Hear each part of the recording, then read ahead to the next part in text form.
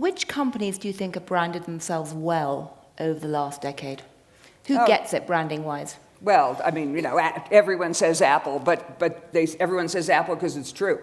I mean, it's kind of, you can tell an Apple product before they even tell you it's Apple. I mean, it is so brilliantly branded. Everything they do is branded. Everything has a voice, a point of view, a design language. Starbucks, I think, has done a brilliant job of, again, I talked about the package. I think Starbucks was so smart to put so much of their messaging on the coffee cup, actually, because just think of, for 10 minutes, you're taking that cup, you're drinking it.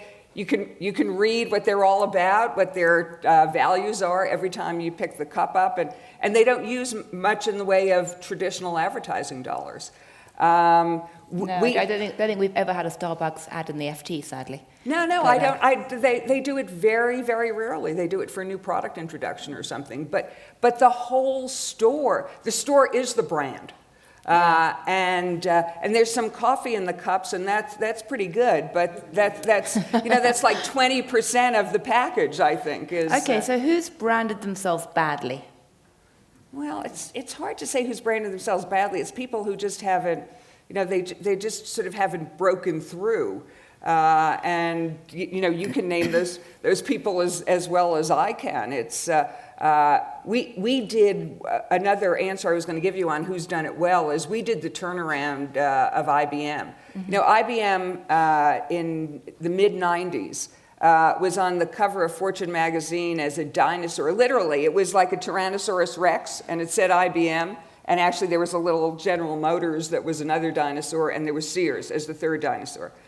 And IBM had negative brand value, which meant that you'd be better off shipping a product in a plain cardboard box than a box that said IBM. The fact that it said IBM made you like it less. Just think about that. It's and so how'd you like to deal with that as a marketing problem?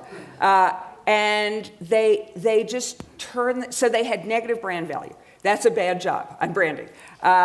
They just turned themselves around. I mean, they just decided that they had to let the world know that actually they had great technology, because they do. They did even at the time they had negative brand value. And they just kept at it.